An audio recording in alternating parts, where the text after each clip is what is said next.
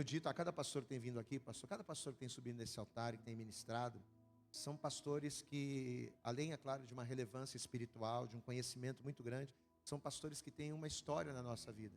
E eu queria dizer isso também. O senhor e a pastora Karen faz parte da nossa história. Amém? Vamos aplaudir bem forte a Jesus. Pastor, fica à vontade. Ó, o relógio está ali, mas não se preocupe. Tá bom? Vamos aplaudir a Jesus. Olha só, a pior coisa para falar para um pastor é fica à vontade. Tá? A pior coisa que você pode falar para um pastor é isso. Paz do Senhor, amém, irmãos? Boa noite a todos. Vamos abrir a palavra do Senhor em Apocalipse, capítulo 3. Apocalipse, capítulo 3. Eu vim com a missão de ministrar aos amados a palavra do Senhor aqui, nesse texto. Então vamos lá? Não tem segredo para encontrar, né?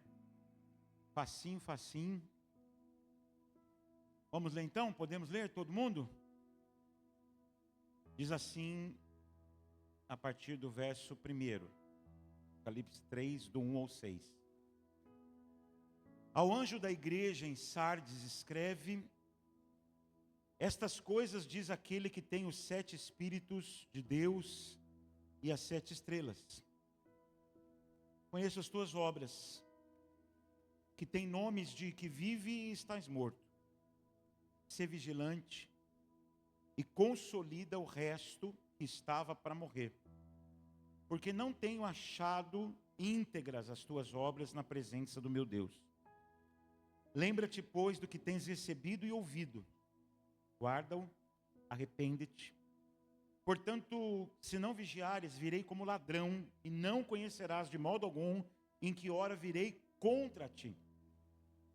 Tens, contudo, em Sardes umas poucas pessoas que não contaminaram as suas vestiduras e andarão de branco junto comigo, pois são dignas. O vencedor será assim vestido de vestiduras brancas. De modo nenhum apagarei seu nome do livro da vida. Pelo contrário, confessarei o seu nome diante de meu Pai e diante dos seus anjos. Quem tem ouvidos, ouça o que o Espírito diz às igrejas. Amém, meus irmãos? Vamos orar, queridos. Todo momento no culto é importante. Tudo que já aconteceu aqui e vai acontecer é importante. Mas esse é o momento em que a palavra do rei vai ser proclamada. Amém? E quando o rei vai falar, nós precisamos ouvir. Amém, queridos? Nós precisamos ter reverência e pedir ao Senhor que fale. Então que nessa noite você ore a Deus aí no seu lugar. E que você peça ao Senhor como sua ovelha. Eu preciso ouvir a sua voz. Jesus disse em João 10 assim: as minhas ovelhas ouvem a minha voz. Então se você é ovelha do Senhor, peça agora para Ele assim: Senhor, fala comigo. Que não seja esse homem, que eu não sei nem de onde ele veio, mas o Senhor sabe, então que o Senhor fale. Que ele seja um instrumento teu. Peça ao Senhor que o seu coração seja traspassado pela palavra dEle. Peça ao Senhor que te fira hoje, te fira com a palavra. Santo Agostinho, ele tem uma frase que eu amo e ele fala assim: feriste-me com a tua palavra e eu te amei. Amém, queridos? A gente geralmente não gosta de quem nos fere. É ou não é? As pessoas que nos ferem a gente quer meio longe. Mas Agostinho fala isso: feriste-me com a tua palavra. A palavra de Deus fere, mas eu te amei. Amém, queridos? Pai, nós aqui nos colocamos nessa noite e agora nós precisamos ouvir a tua voz. O teu rebanho, Senhor, está reunido aqui para ouvir a tua palavra. Não para ouvir o que eu acho, não para ouvir o que eu penso, não para ouvir o que eu quero, mas para ouvir o que o Senhor pensa, o que o Senhor quer para a vida de cada um deles. Que eu seja, Deus, nesse momento apenas um instrumento. Toda a glória, toda a adoração, todo louvor sejam entregues ao Senhor, que é digno de toda a glória. Pai, que os corações aqui sejam como aquela terra fértil, aonde a semente vai cair e vai produzir fruto, segundo os teus propósitos, Deus. Mas que aqui essa palavra frutifique nessa noite, Essa é a nossa oração, em nome do teu Filho Jesus. E toda a igreja diz: pode sentar, queridos, vamos no seu lugar. Muito bem, vamos falar algumas coisas sobre Sardes, que eu acho importante que vocês entendam. Vocês têm ouvido uma série de pregações, não é? Sobre as 7 igrejas da Ásia Menor. Eu não sei se você já teve a curiosidade de olhar como é que era o mapa dessas igrejas, né?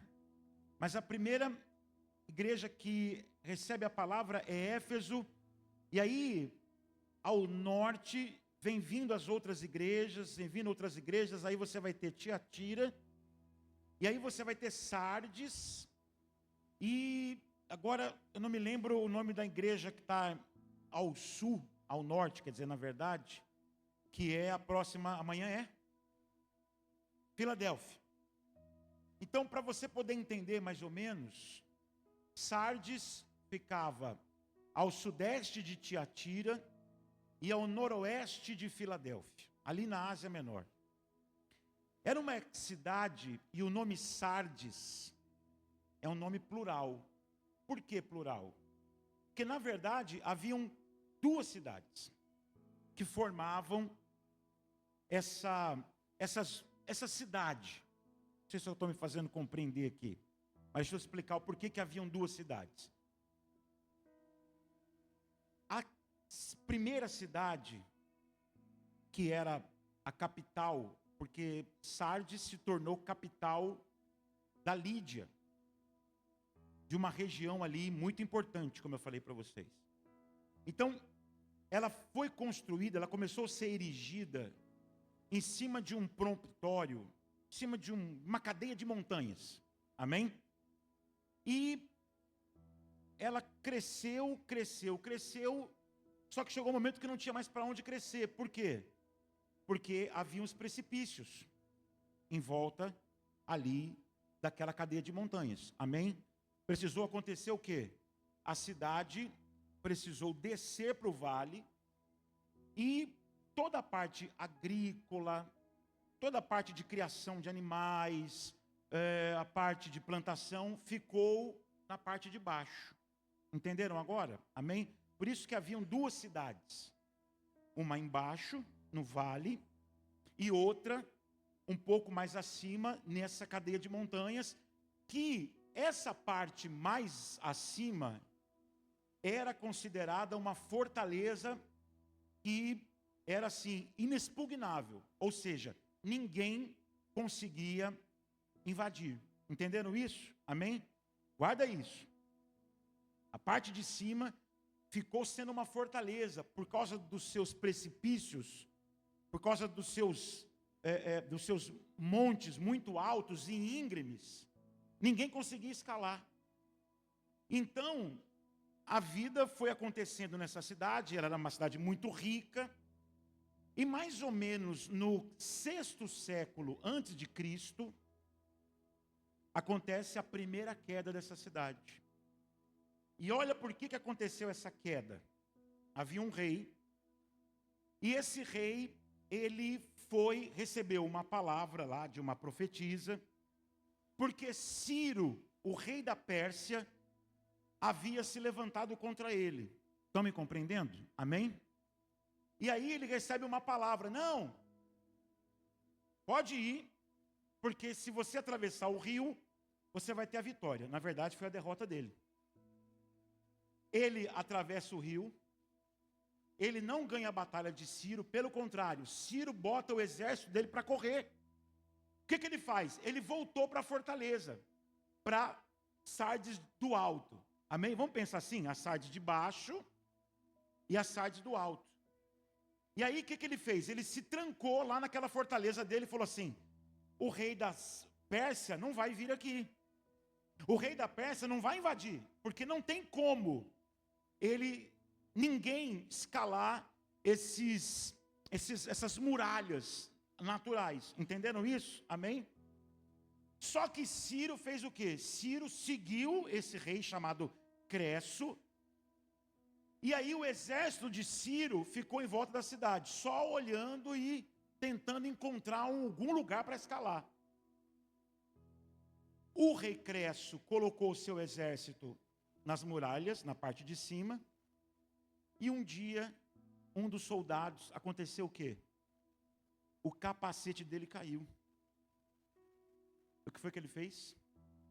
Ele escalou aquele precipício e o exército da Síria viu. Entendeu isso? Os soldados da Pérsia, na verdade, viram. Então, a gente já sabe. Esperaram chegar a noite e entraram, escalaram e tomaram a cidade. Ou seja, a primeira queda de Sardes acontece por falta de vigilância. Primeira vez que Sardes cai, é porque o rei falou assim: nós estamos seguros. Ninguém vai subir aqui. Não tem como. Isso aqui é inexpugnável. Vamos ficar tranquilos. E nem ligou. Com o outro rei lá embaixo. Amém? Com o exército da Pérsia nos seus portões. Mas ele, na sua vaidade, falou assim: não, não vai cair. Caiu. 300 anos depois, Antíoco também faz a mesma coisa, irmãos. Faz a mesma coisa. Espera um mole de um dos soldados novamente de Sardes. Escalam novamente as muralhas, a fortaleza, e Sardes cai de novo. Ou seja, Sardes não aprendeu nada com a lição que já tinha experimentado. Quem entendeu isso aí, diga amém. Caiu 2 vezes por falta de vigilância. Amém, meus irmãos? Depois ela conseguiu ser restaurada, Roma invadiu, Roma deu a ela lá algumas benesses, ela consegue se restaurar. Bom, agora nós estamos aqui nessa carta, e aí o que eu quero falar com você, né, é que é o seguinte: uma coisa importante você entender é que não havia uma heresia que ameaçasse essa igreja. Ou seja, não era ataques de fora. Qual que era o problema dessa igreja? Acompanhe comigo o texto aí, vamos lá, de novo. Qual que é o problema da igreja de Sardes? Está escrito aqui e a palavra está mostrando para nós. Jesus dá o diagnóstico. Jesus fala assim, no versículo 1, eu conheço o quê? Que tem nome de quê? De que vives e estais. Ó, vamos combinar uma coisa? Eu gosto de pregar com o povo com a Bíblia aberta. Pode ser assim? Amém? Então, deixa a Bíblia aberta, porque eu vou te perguntar coisa do texto. A gente vai falar junto, tá bom? Então vamos lá, versículo de número 1 de novo. Conheço as tuas obras, que tens nome de quê? E estás morto. Então você veja só, essa igreja, irmãos, ela não está sofrendo nenhuma oposição dos judeus. Ela não está passando por nenhum tipo de heresia. O problema dessa igreja, irmãos, é que o evangelho que eles viviam, o evangelho que eles praticavam era tão fraco, irmãos, tão fraco, que era difícil demais, até mesmo para ofender os judeus. Então eles não tinham nem perseguição dos judeus e nem perseguição dos gentios. Uma coisa que você precisa entender, eu não sei se os pastores que pregaram aqui falaram isso, a maioria daquelas cidades eram colônias romanas. Amém? E Roma obrigava a adoração a quem? Ao imperador. Amém? Roma obrigava que tinha que haver o culto ao imperador. Por que muitos cristãos daquele tempo lá morreram nas arenas romanas? Porque não adoravam o imperador. Falavam não. Porque o culto era ave César, César é o Senhor. Não, Jesus é o Senhor. Amém? Só que, lá em Sardes não era assim não, irmão. O nível de comprometimento que eles viviam com a palavra de Deus era tão... Sabe aquele cristão que a gente chama de crente 007? Já ouviram falar desse cristão? Quem já ouviu falar do cristão 007? Quem que o 007 é? É um agente secreto que ninguém sabe quem ele é. Sim ou não? Ele está lá, mas ninguém sabe quem ele é. Irmãos, e vocês devem conhecer gente assim. Eu espero que não seja você. Mas você deve conhecer gente que um dia chegou para você e falou assim: também sou crente. Ué? Verdade?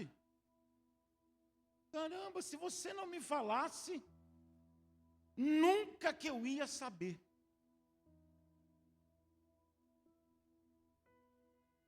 Queridos, entenda uma coisa. O Evangelho, quando a gente abraça a fé cristã, ela não vai exigir nenhum sacrifício para você ser salvo. Porque o sacrifício de Jesus Cristo é totalmente suficiente para te salvar. Mas vai te exigir comprometimento. Quem entende isso, diga amém. Ao ponto de, se preciso for, você perder o que tiver que perder. Jesus, ele chama os discípulos e fala assim, olha só. Um dia ele olha, tem uma multidão seguindo ele, muita gente. Ele para e fala assim, ó, deixa eu falar uma coisa para vocês. Quem quiser me seguir, que tome a sua cruz e me siga. E aí ele fala aquela parábola lá, de que é o seguinte, olha só, quando você quer construir uma casa, uma torre, quem é que começa a construir uma torre sem antes calcular os custos? Qual é o rei que sabe que um rei está vindo contra ele e não para primeiro para planejar e ver como é que vai ser isso? Então, irmãos, eu quero deixar claro aqui para vocês uma coisa. Todo o sacrifício pela sua salvação já está feito. Não há nada que a gente possa fazer para ser mais salvos ou menos salvos. Mas o que nós precisamos entender é que essa fé exige de nós compromisso. Que a gente não pode passar em branco, irmãos. Porque Jesus disse aos seus discípulos, vós sois a luz e o sal. Onde você acende a luz, não tem como aquele local não ser influenciado por ela. Onde você joga sal, onde você coloca sal, não tem como aquela comida não ser influenciada pelo gosto. Então, irmãos, a gente viver um evangelho insípido, pelo comodismo, a gente viver um evangelho sem luz, sem brilho, sem sabor, como a igreja de Sardes, como os crentes de Sardes, irmãos. Eles estão tranquilos, por quê? Porque nem Roma está contra eles. Eu acho que aqui os pastores já pregaram essa semana, falando para vocês que havia, lugares onde Roma perseguia. Eu não me lembro qual foi a igreja que fala de um personagem, eu não sei se vai chegar ainda ou já chegou, não me lembro agora, eu até preguei já isso na nossa igreja, um cara que foi assado dentro de um boi de ouro. Então já pregou, né? Amém? Foi assado dentro de um boi de ouro, por causa da sua fé. Então, Sardes não. Sardes está passando, irmãos, assim, ó, vivendo o evangelho sem incomodar. Nem os judeus perseguiam, não é uma ameaça para o judaísmo, nem é uma ameaça para o paganismo. É uma igreja que não está cumprindo a sua missão. Quem entendeu isso, diga amém, Jesus. Não está cumprindo a sua missão. Então você veja agora que o Senhor vem até essa igreja, E eu quero que você entenda uma coisa, que por mais dura que seja a repreensão que eles recebem, ainda assim é amor, irmãos. Ainda assim é a graça e a misericórdia. Acompanhe comigo no versículo 1, por favor.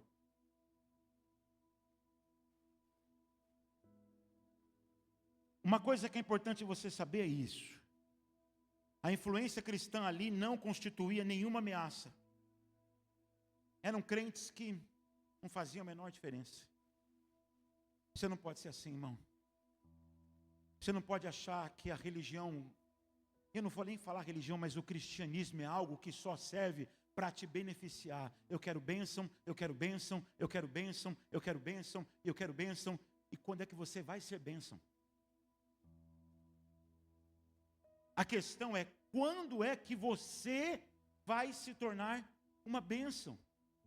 Para aquelas pessoas do seu trabalho, para as pessoas da sua família.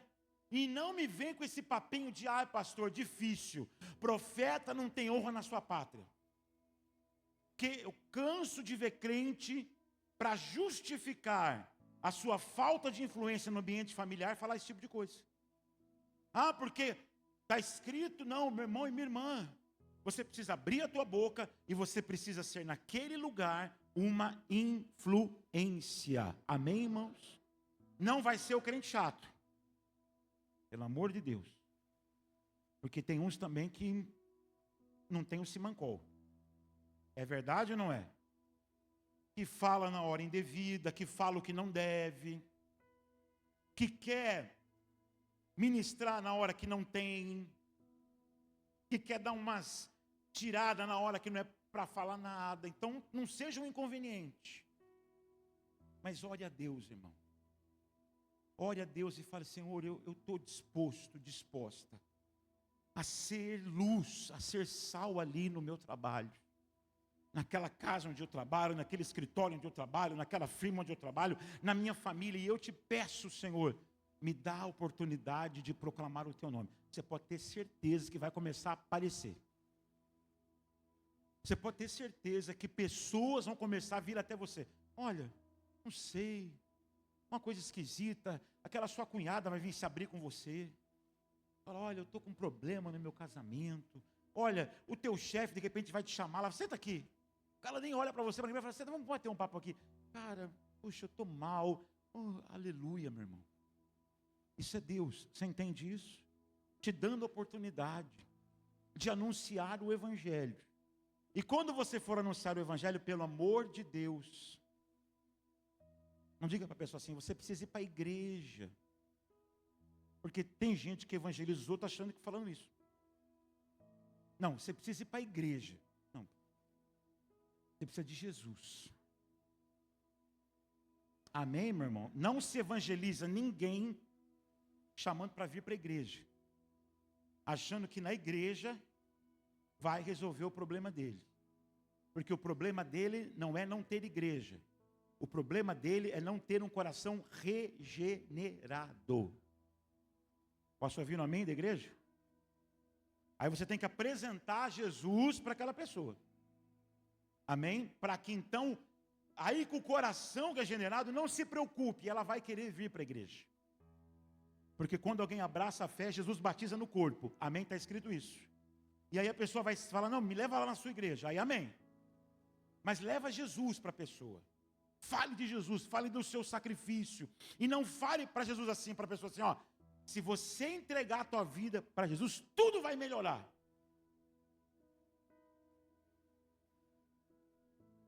Todo mundo aqui tem uma experiência e sabe que não é assim. Lá na igreja, 2 irmãos vieram pedir batismo. Ao mesmo tempo, mesmo domingo. Teve ceia, aí na ceia eu falei, olha, quem não é batizado não pode tomar. Na nossa igreja não pode. Só se você estiver batizado. Quem não está batizado ainda e quiser batizar, fale comigo quando acabar o culto. Aí vieram os 2, uma senhora e um rapaz. Aí eu quero batizar. Aí tá bom. Na outra semana eles falaram assim, pastor, olha, que luta, hein? Que luta que nós já temos. Os 2, engraçado que vieram os 2. Em tempos diferentes, a irmã Lourdes falou, pastor, olha, fiquei doente, meu marido se levantou. Aí veio outro e falou assim, pastor, deu uma alergia no meu filho, que ele nunca teve. Ó, está só Jesus. Então não fala para ninguém. Se você entregar a tua vida para Jesus, tudo vai melhorar. Porque a gente sabe que não é bem assim. O negócio aperta no começo, depois melhora. Sim ou não? Mas, tá? Então não faz essa promessa não. Mas vamos lá. Versículo 1. Ao anjo da igreja em Sardes escreve: estas coisas diz aquele que tem o quê? E as 7 estrelas. Conheço as tuas obras, que tem nome de que vives e estais morto. Eu dei um nome para essa série, para essa pregação. O título dessa pregação é Fake News. Amém, irmãos? Não está em voga hoje esse tema, fake news? Essa igreja era uma igreja fake news. Era aquela igreja que quando vai postar foto no Instagram, coloca filtro. Porque está muito em voga isso. Está em voga ou não está? Somente as mulheres. Homem não está nem aí. Homem não está nem aí. Ai, pastor, eu não sei não. Eu conheço homem que se preocupa. Bom, aí cada um. Mas a maioria dos homens não se preocupa, fica colocando filtro. Vai do jeito que está. Mas as irmãs, não, esse não ficou bom. Esse aqui, muita ruga. Não, esse aqui, muito não sei o que lá. Esse aqui, e fica postando lá. Principalmente as irmãs solteiras, toma cuidado, hein, irmã. Na hora que o varão encontrar pessoalmente, vai falar assim, não é. Ué, é verdade ou não é? As irmãs solteiras aí recebem de Deus esse recado aí. Porque posta tanto filtro,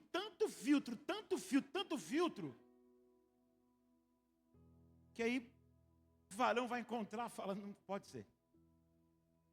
Você é aquela? Sou eu mesmo. Entende isso? Irmãos, a gente vive hoje num tempo onde a gente consegue manipular a realidade. É verdade ou não é? A gente consegue manipular a realidade. A gente consegue passar a impressão. É só trocar o filtro. E o que a igreja de Sardes está fazendo, irmãos? Ela está vivendo de filtro. Porque Jesus fala para ela assim, eu conheço as tuas obras. Veja só, não é uma igreja inoperante. Amém, irmãos? É uma igreja que tem obras. Então é uma igreja ativista. Mas o Senhor está dizendo para ela, você tem nome. Veja só. Nome de que vives, mas estás morto. Um ativismo religioso, irmãos. E tudo aquilo, a gente olha e vê que era uma máscara para mascarar a realidade dela. Por isso que eu falei, uma igreja fake news. Uma igreja que está vivendo de aparência, irmão. Amados do Senhor, a gente pode colocar filtro o quanto a gente quiser, mas existe aquele que conhece tudo em nosso coração.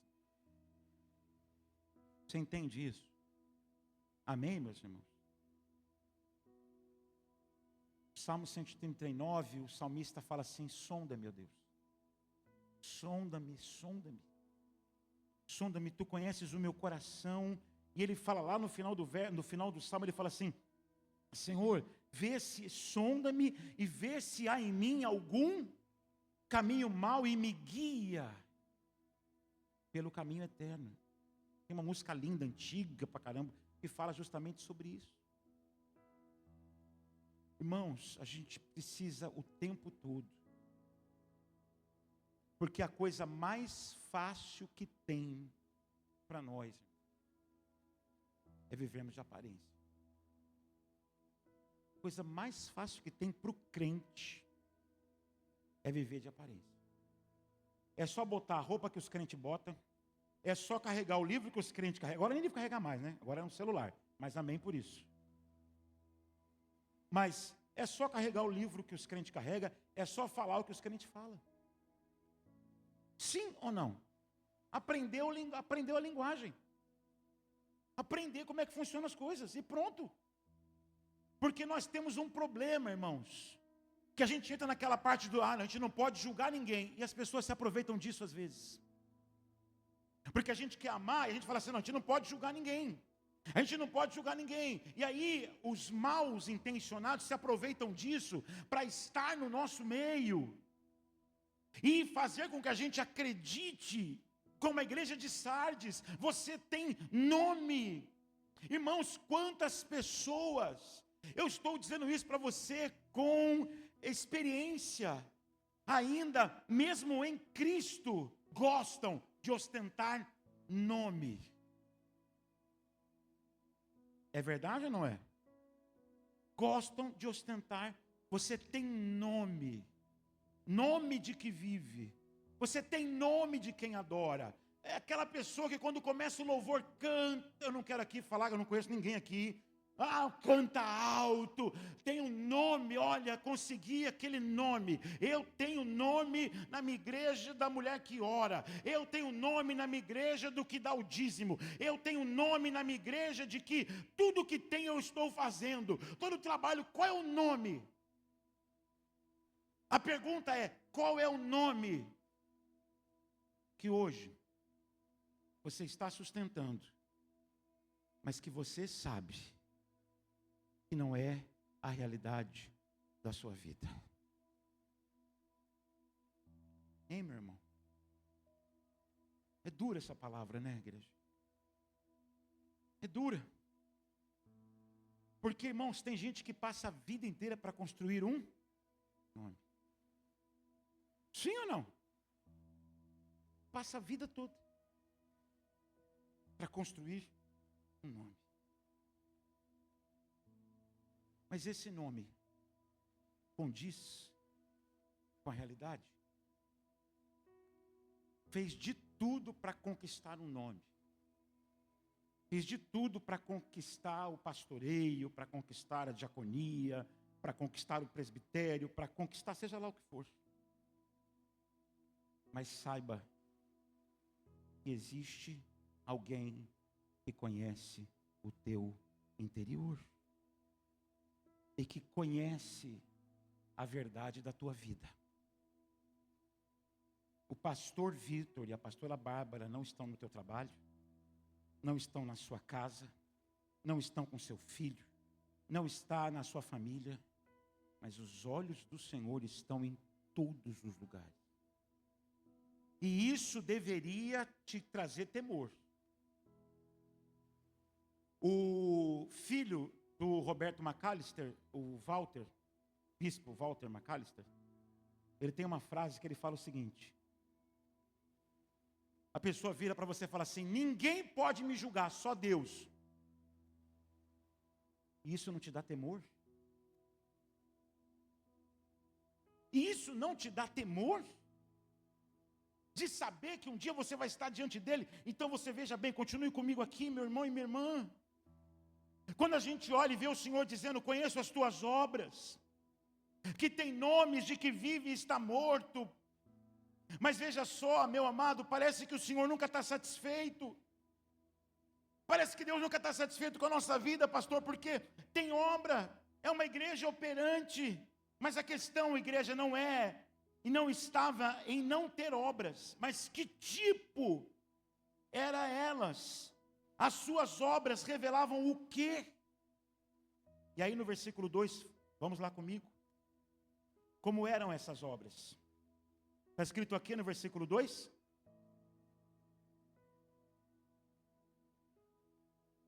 Vou ler com você. Ser vigilante, consolida o resto que está para morrer, porque não tenho achado o quê? Íntegras as tuas obras aonde? Então obra tem ou não tem? Muita. O que significa a palavra íntegra? Você sabe? Não significa perfeito. Amém? Entenda uma coisa, irmãos.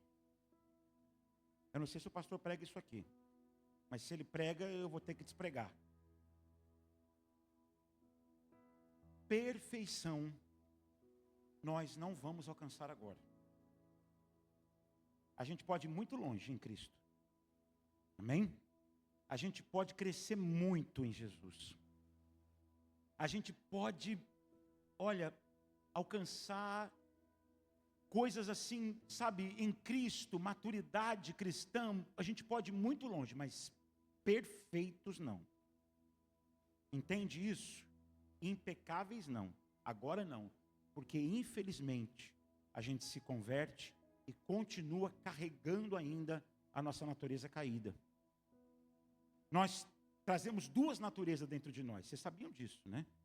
Uma natureza caída, que é aquela que nós tínhamos antes de Jesus, e uma nova natureza, aquela que nós recebemos pelo Espírito Santo depois que entregamos nossa vida para Jesus. Por isso é que Paulo fala daquele dilema entre carne e espírito lá em Gálatas capítulo de número 5. Mas você veja só, entenda uma coisa aqui. Não tenho achado íntegras as tuas obras. Essa palavra íntegro significa inteiro, meu irmão. Amém, amados? Uma coisa que é íntegra, uma coisa que é inteira.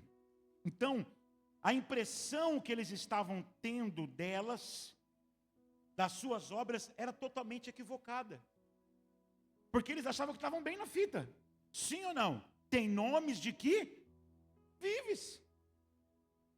Então eles estão achando que estão bem. Eles tinham essa fama. Essas obras davam a eles uma fama, uma reputação. A reputação de que vives. E se a vida, então está tudo bem. Só que essa fama, eu pergunto para vocês, essa fama que eles tinham, era condizente com a realidade aos olhos de Deus? Sim ou não? Então o que adianta, irmãos?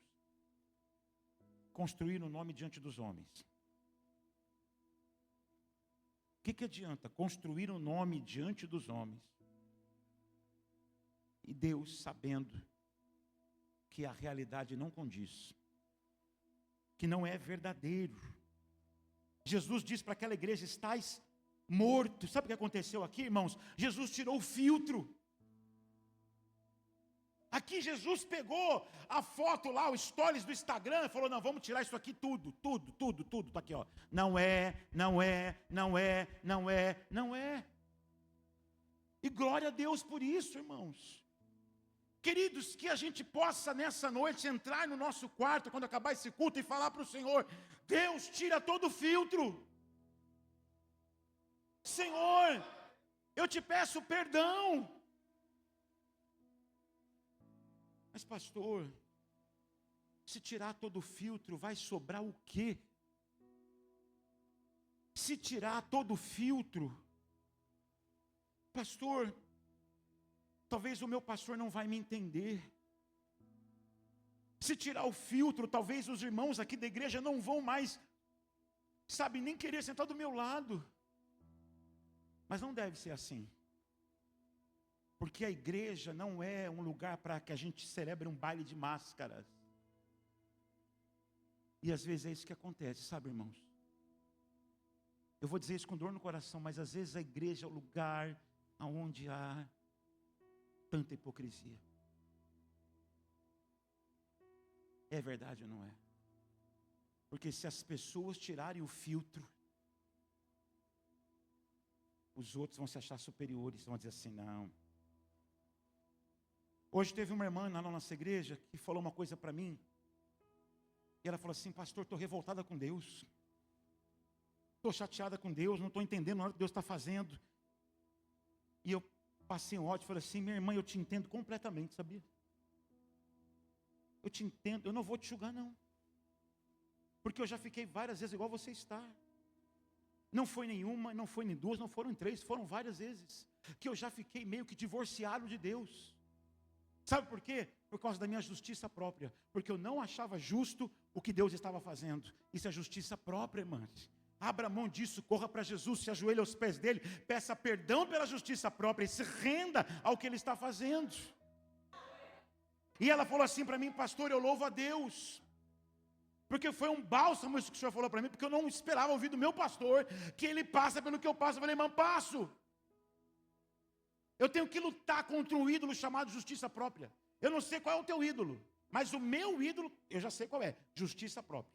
Muitas das crises que eu passei na minha vida, eu não precisaria ter passado se eu fosse mais humilde. Mais humilde, no sentido de de achar assim, não é justo que isso esteja acontecendo. Quantos vales eu passei, irmão, por causa da minha vaidade? Por achar assim, eu não mereço isso. Não mereço que Deus faça isso comigo. Eu merecia que Deus me tratasse de uma outra forma. Eu merecia que Deus fizesse uma outra coisa. Isso é justiça própria.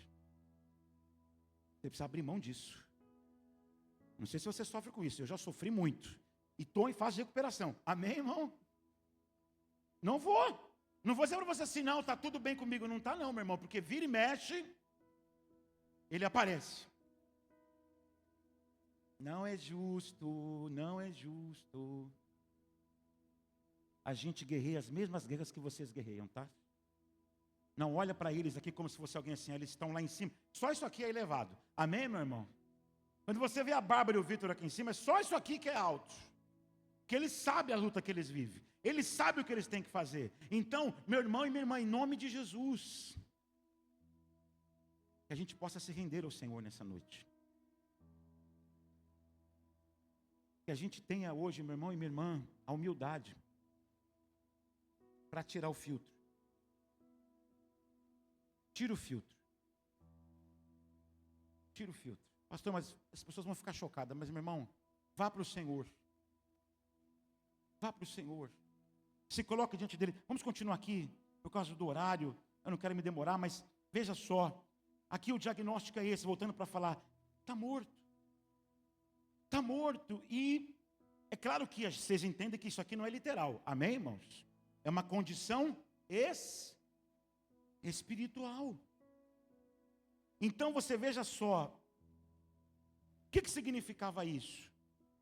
Que havia todo um discurso, toda uma maneira de viver que não condizia com a realidade. Estava morto. E eu não sei se falar isso te lembra de alguém da Bíblia. Mas quando eu li isso aqui, eu lembrei do filho pródigo. O filho pródigo, ele... E, irmão, deixa eu te falar uma coisa. Essa parábola não é sobre o filho pródigo, não, tá? Essa parábola é sobre o Deus pródigo. Porque não fica pensando que o irmão mais velho estava bem na fita, tá? Porque, na verdade, essa parábola é para o irmão mais velho. Porque Jesus está falando para os fariseus e saduceus que estavam ali. E o irmão mais velho representa eles. Aqueles que acham que tem mérito. Amém? Aqueles que acham assim, eu não fui embora, eu sou um filho bom, eu estou aqui. Um dia eu preguei isso na minha igreja e perguntei para os irmãos o seguinte: se você fosse o irmão do filho pródigo, no outro dia, depois da festa, você ia para o campo de novo?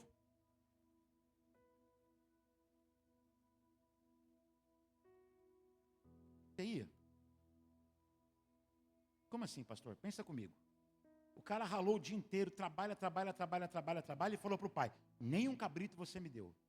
Aí chega o vagabundo, que gastou tudo o que tinha com prostituta. O pai fez uma festa. Eu pergunto para você, você iria para o campo no outro dia? Você iria? Você ia falar o seguinte, peraí, nessa casa quem recompensa é vagabundo? Nessa casa, quem recebe as coisas são os vagabundos. Então agora eu vou ser um vagabundo também. Ué, não é? Eu vou me esforçar para quê? Então você veja que na verdade todo o trabalho do irmão mais velho não era pelo pai, era por ele. A religião faz isso com a gente, hein?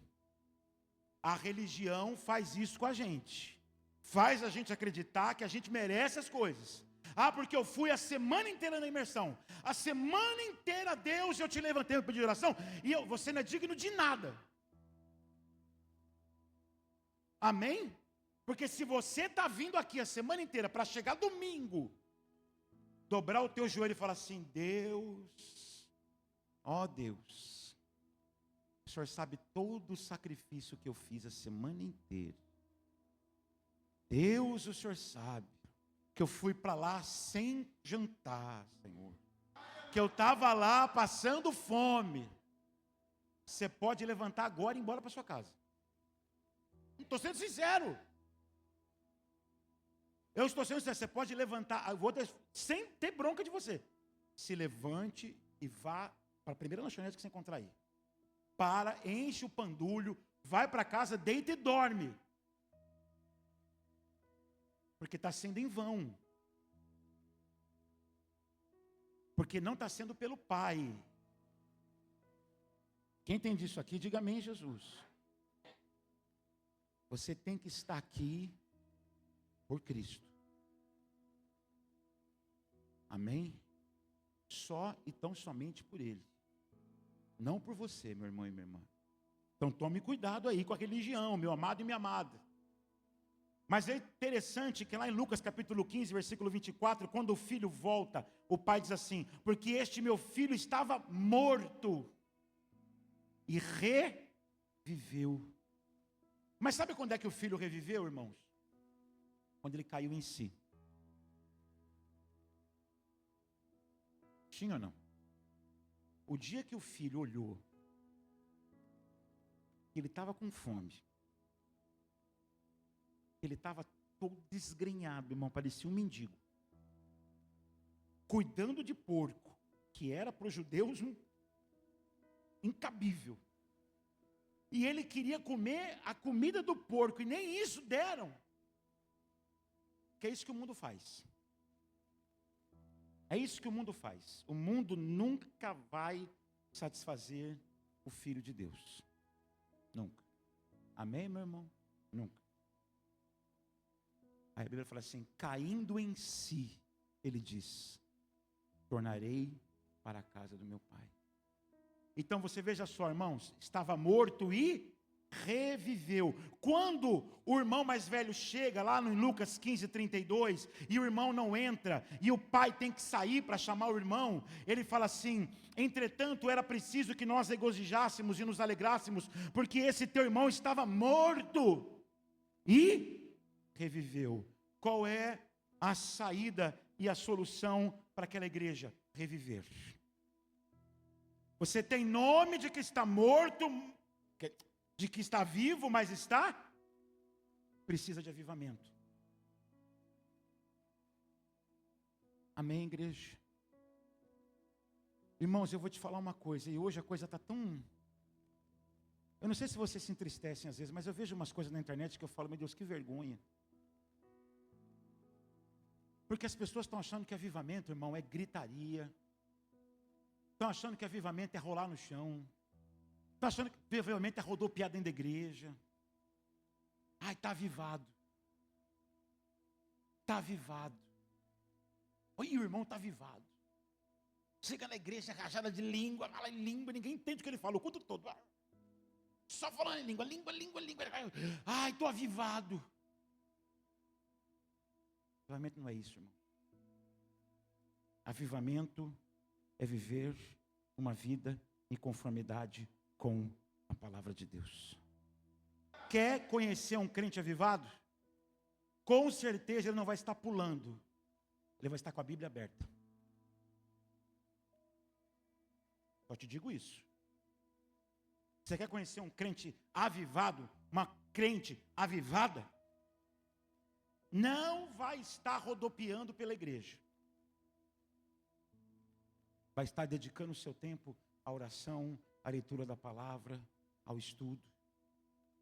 Porque avivamento nos leva para a palavra. Veja só. Vamos voltar lá em Apocalipse. Queridos, é preciso de um avivamento naquela igreja. O caminho para aquela igreja é um avivamento. E eu quero ver com você alguns passos aqui para que esse avivamento acontecesse. O Senhor começa a dizer àquela igreja, a partir do versículo de número 2 de novo, vamos lá. Sê vigilante e consolida o resto que estava para morrer, porque não tenho achado íntegra as tuas obras na presença do meu Deus. Escute, depois do diagnóstico, estás morto. O Senhor vai dar agora alguns imperativos. Tudo que eu falar aqui agora é imperativo. Se é imperativo, é uma ordem. E ordem do rei a gente não questiona. A gente cumpre, obedece. Ser vigilante. Isso aqui, meu irmão, no original, no grego, está no imperativo. Para nós aqui, ser vigilante parece que está num tempo de possibilidade. Isso é uma ordem do Senhor Jesus para aquela igreja. Seja vigilante. E quando o Senhor tocou nessa palavra, com toda certeza eles se lembraram da sua própria história. E 2 vezes aquela cidade caiu porque não foi vigilante. Amém? O Senhor é maravilhoso, né? Ele pega coisas da história do povo. Lembrem? Na nossa história, 2 vezes essa cidade caiu porque não houve vigilância. Então, seja vigilante, meu amado e minha amada. A gente poderia colocar aqui uma tradução assim, continue sendo, ou vigiando o tempo todo. Vigilância não é só para um momento. Vigilância é algo que precisa existir constantemente. Amém, igreja? É dar atenção, é tomar cuidado para que algo ruim, para que uma calamidade não venha surpreender de novo. E eu volto a dizer para você, não deve ser pontual, é algo constante. É o Senhor dizendo, desperta, caia em si. O filho morto reviveu, mas precisou cair em si. Precisou, meu irmão e minha irmã, aquela igreja precisava vencer a sua negligência. Aquela igreja precisava vencer a sua indolência. O Senhor diz, sede sóbrios e vigilantes, o diabo, vosso adversário, anda em derredor, como um leão que ruge, procurando alguém para devorar. Não fica dando mole não, meu irmão. Segunda coisa que o Senhor fala aqui, consolida o resto. Isso aqui também é imperativo, irmão. Deixa eu te falar uma coisa. Não é para se preocupar só com você. É para se preocupar também com o irmão que está do seu lado. Quem entende isso, diga amém, Jesus. Igreja, eu quero falar uma coisa para você. Com todo amor e carinho. Não façam dos seus pastores babás. Olha só, vocês têm que louvar a Deus pelos seus pastores. Sabe por quê? Porque Paulo fala que são dons que Deus deu à igreja. Está lá em Efésios isso. Amém? Aquele que subiu ao céu, levou o cativo, o cativeiro e deu à sua igreja dons. Não está escrito isso em Efésios? Então, pastores mestres, né? Não é pastores, pastor mestre. Todo pastor tem que ensinar. Nem todo mestre é pastor. Mas todo pastor é mestre. Porque ele tem que alimentar o rebanho. Amém? São dons. Quando fala Deus deu à igreja, é a mesma palavra que está lá escrito assim, porque Deus amou o mundo e deu o seu Filho. Jesus é um presente. Sim ou não? Porque essa palavra no original é presente, é um presente de Deus. Pastores, evangelistas, apóstolos. Não vou nem entrar nessa questão aqui. Na minha igreja eu falava uma coisa, mas eu não vou falar nada. Mas presta atenção. Não. Tudo isso é presente de Deus. Para te levar ao aperfeiçoamento. Não para ficar sendo babá. Porque não tem nada pior para a vida de um pastor do que ficar sendo babá de crente, irmão. Agora eu estou falando sério com vocês. Amém, irmãos? Está escrito lá, ele deu lá, visando o aperfeiçoamento dos santos. Para que todos cooperem para o crescimento do corpo. Então, meu irmão e minha irmã, você está aqui, seja vigilante, mas também cuide do seu irmão e da sua irmã, em nome de Jesus Cristo. Amém, meus amados? Consolida o resto. Essa palavra consolidar é tornar estável, é colocar firmemente. Estes poucos estavam quase cedendo também, irmão, aquele estilo de vida mundano dos outros cristãos. No meio dos mortos havia alguns moribundos. Era um cenário de guerra naquela igreja. Porque uns já estavam mortos, outros estavam para morrer. É uma coisa horrível.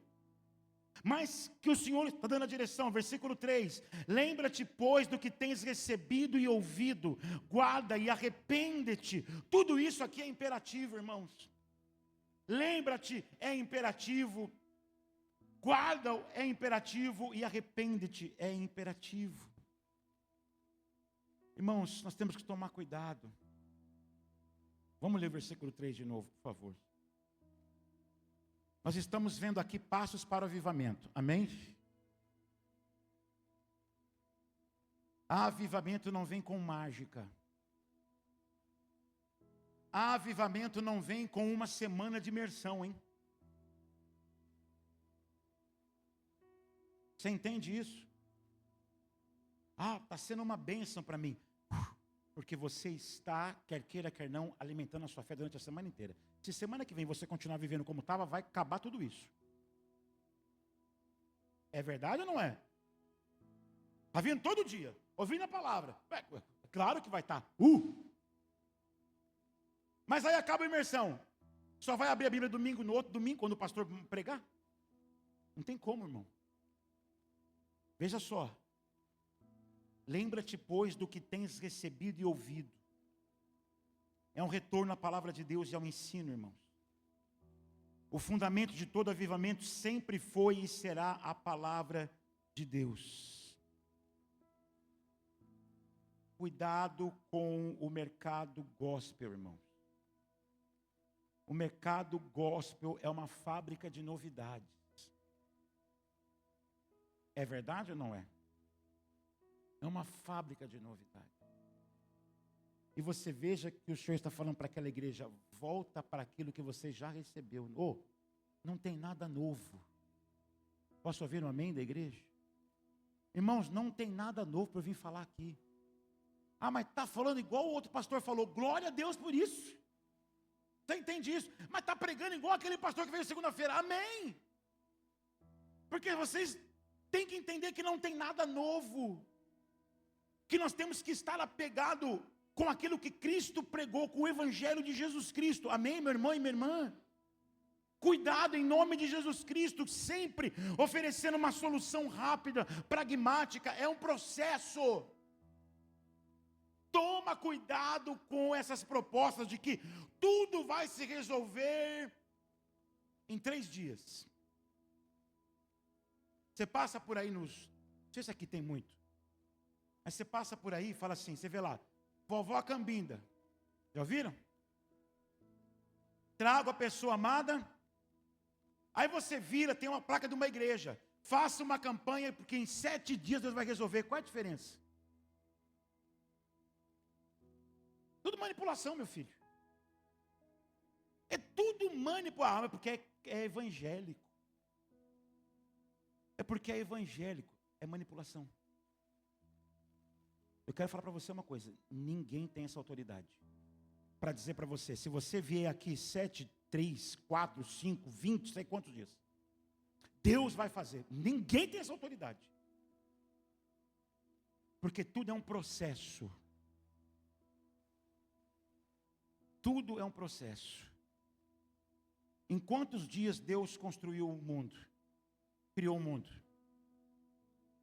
Ele poderia ter feito isso num segundo. A Bíblia já começa com o processo. Aí vem os crentes afobados, querendo coisa rápida. Mas eu vou te falar uma coisa, esse negócio aqui é uma solução para nós em muitas coisas, mas é uma desgraça. Porque nós estamos achando que Deus também tem um lá, hein? Vou passar um zap para Deus. Nem visualizou ainda. Nem visualizou. Ou então visualizou e não respondeu, aí morre. Aquele negocinho azul é um problema, é ou não é? Porque você vê que a pessoa viu e não te responde. Fala, caramba. Então a gente está achando que Deus também tem um lar. E Ele não tem um lar. Amém, meus irmãos? Ele não tem. E você vai ter que suportar o processo. Porque com Deus é no processo. Tudo que Deus faz, até para o filho dele nascer. Até para o filho dele. Os pastores poderiam ter chegado lá, ter caído do alto uma criança, sozinho. Poderia ou não poderia? Mas precisou 9 meses para essa criança nascer. Aliás, não precisava nem ser criança, ele poderia ter aparecido. Cheguei, sou Jesus com 30 anos. Poderia ou não poderia, irmãos? Mas foi um processo. Foi um processo. Não tenha pressa. Deus sabe o que está fazendo. Não existe mágica no Evangelho, irmãos. Não existe mágica no Evangelho. Então, você veja só, a nossa parte é essa, é ir para a palavra, é guardar. Continua comigo aí no versículo de número 3. Guarda-o e arrepende-te. Arrepende-te de quê? De sustentar a fama de uma vida que não é íntegra aos olhos de Deus. Senhor, me perdoa. Me perdoa pela hipocrisia que eu estou carregando. E me ajuda, Senhor. Pastor, mas essa vida que o Senhor está falando aí, não dá. Dá, e o próprio Senhor Jesus nos mostra, versículo 4. Tens, contudo, em Sardes umas poucas pessoas que não contaminaram as suas vestiduras e andarão de branco junto comigo, pois são dignas. Então dá. Dá ou não dá? Dá. Porque o próprio Senhor está falando, ó, tá mal. Mas tem um remanescente, tá? Essa palavra aí seria um remanescente. Mas isso aqui é graça de Deus, tá, irmão? Esse pessoal aqui que está andando de branco, que não contaminou as suas vestes, não é porque são bons. Isso é graça de Deus. Amém, meus amados? Então, o que eu quero te falar é que a obra da graça na nossa vida nos ajuda a viver uma vida santa, irmãos. Abra comigo aí em Tito, capítulo 2. Eu estou indo para o final já estou atrasado aqui. Mas vamos lá. Tito capítulo 2, versículos de 11 a 15. Eu amo essa palavra. Eu amo. E está escrito assim: porquanto a graça de Deus se manifestou salvadora a todos os homens. Olha que coisa linda. Olha que coisa linda. Educando-nos. Por quê? Porque nós não sabemos. Tudo aquilo que eu tenho que ser educado é porque eu não tenho conhecimento. Concorda comigo? Educando-nos, para que, renegadas a impiedade, as paixões mundanas, vivamos no presente século sensata, justa e piedosamente, aguardando a bendita esperança e a manifestação da glória do nosso grande Deus e Salvador Cristo Jesus. O qual a si mesmo se deu por nós, a fim de remir-nos de toda iniquidade e purificar para si um povo exclusivamente seu, zeloso de boas obras. Dize estas coisas, exorta e repreende também com toda autoridade. Ninguém te despreze. A graça nos ensina, irmãos. É só contar com a graça de Deus. Amém, meu amado? Não conta com você, não. Que você falha. Falha ou não falha? Quando o Vitor falou para mim para pregar sobre isso, eu confesso que eu já preguei isso na minha igreja algum tempo atrás. E é muito preocupante pregar sobre isso. Porque fala muito sobre obras. E aí, crente que é religioso, adora ouvir sobre isso. As suas obras, as suas obras, as suas obras. Eu não vim aqui falar das suas obras. Eu não vim aqui falar para você, faça isso e tal coisa vai acontecer. Eu vim aqui falar para você uma coisa: confiem totalmente em Jesus Cristo. Se se renda a Ele. Mas o senhor não está me ensinando aí alguns passos, estou até anotando aqui. Eu estou até anotando aqui que eu tenho que ser vigilante, que eu tenho que consolidar o resto, que eu tenho que guardar a palavra, que eu tenho, que mais aqui? A me arrepender. Então não é isso? É. Mas você tem que entender. E Filipenses 2, versículo 13, fala o seguinte: porque dele é o querer e o realizar. Amém, meu irmão? Que bom que você está assim, ó, vibrando, falando amém, glória a Deus. Ah, Senhor, então é isso que eu vou fazer. Então eu vou ficar mais vigilante. Ah, então eu vou me arrepender. Só que quantas vezes você já veio para um culto, você já ouviu a palavra, você falou, Senhor, amém, agora vai, e não foi? Sim ou não? Não foi. Daí um tempo já estava de novo fazendo a mesma coisa. Sabe por quê? Porque você confiou em você. Porque você achou que apenas ter vontade seria suficiente. Precisa confiar na graça. Precisa ter humildade, irmão. Fala, Senhor, eu quero muito isso aí, viu? Eu quero muito que o Senhor tire o filtro mesmo. Tira o filtro. Mas me ajuda. Me ajuda a não voltar. Que a hora que eu ver que a coisa está complicada, eu não sentir aquela tentação de botar o filtro de novo. Porque só o Senhor pode mudar a minha vida. Aleluia. Queridos, veja só comigo aqui. Versículo de número 5. Sabe uma coisa interessante, irmãos? Quando ele fala assim no versículo 4. Que andarão de branco junto comigo. Você concorda comigo que a veste branca é uma veste que destaca? Destaca ou não destaca? Botou um branco, pronto. Destacou de todo mundo. Mas com quem que os de branco vão andar? Junto com Jesus. Nós precisamos decidir com quem queremos andar nessa vida, irmãos.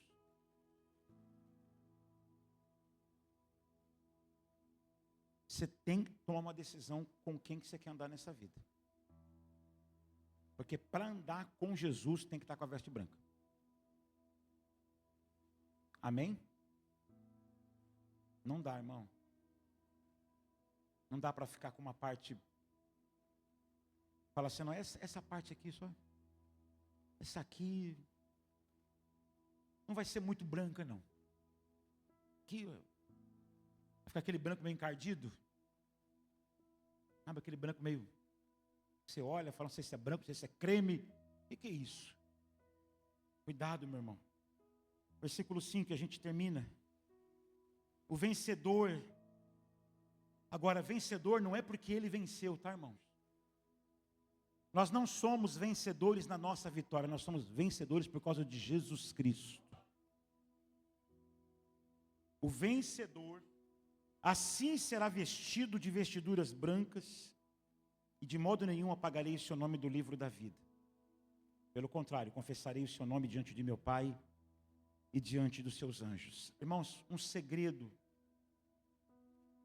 para a gente conseguir viver uma vida santa e justa nessa vida é pensar na eternidade. É tirar o coração do agora. É a gente pensar numa coisa, Jesus Cristo está voltando. É nós acordarmos todo dia e pensar assim, pode ser hoje. Pode ser que esse dia não termine. Pode ser que eu nunca mais veja minha mulher. Pode ser que nunca mais eu veja meus filhos. Pode ser que eu nunca mais veja meus pais. Pode ser que eu nunca mais pise nessa igreja. Porque Jesus Cristo vai voltar. E quando a gente alimenta essa esperança, meu irmão e minha irmã, vai ser muito mais fácil. Sabe por quê, meu amado e minha amada? Porque agora, ainda que por causa da nossa decisão de vivermos uma vida íntegra com Deus, nós sejamos cancelados. Está muito em voga também isso, sim ou não? vou te cancelar. Os jovens têm um medo disso. Adolescente, os jovens morrem de medo de falar qualquer coisa na internet, vão me cancelar. Vão fazer. Eu quero te falar uma coisa, a sua fé. Eu tenho um filho de 17 anos e eu falo isso para ele: você não pode se envergonhar de Jesus. Você não pode se envergonhar de Jesus Cristo. Você tem que entender que a tua fé é comprometedora. Não importa se os teus amigos não vão te chamar, não importa se ninguém vai estar junto com você, você precisa ser crente ali onde você está. Então escute isso, meu irmão e minha irmã. Ainda que por decidir ter uma vida íntegra, sejamos cancelados, o nosso nome não esteja mais em certas listas, com certeza, ele vai estar no livro da vida. Eu te pergunto uma coisa, irmão: se o teu nome está no livro da vida, você está preocupado porque não está na lista tal? Você está preocupado por quê? O que você está preocupada se vão te cancelar, se vão te desprezar, se não vão te chamar? Teu nome está no livro da vida, meu irmão e minha irmã, aleluia. Ainda que agora nós sejamos abandonados, desprezados, por aqueles que diziam que eram nossos amigos, naquele dia, irmão, por não termos negado o nome de Cristo, mas o confessado, não só com os lábios, mas também com a nossa vida, Ele nos confessará diante do Pai e diante dos anjos. O que você quer mais? O que é que você quer mais?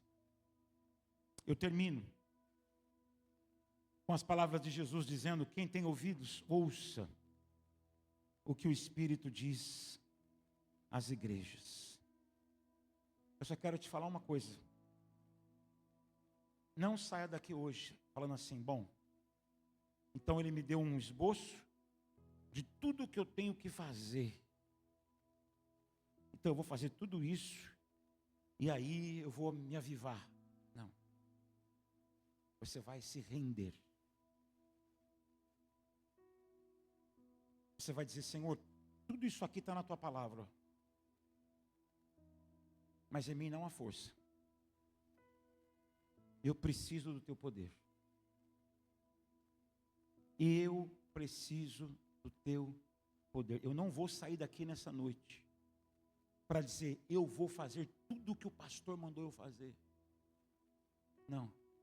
Eu não vim aqui para pregar uma pregação moralista e dizer o que você pode e o que você não pode.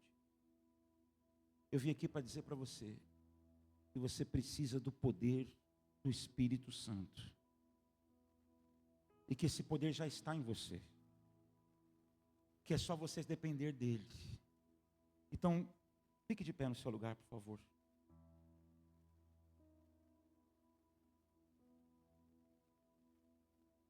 Você que vai tocar, irmão?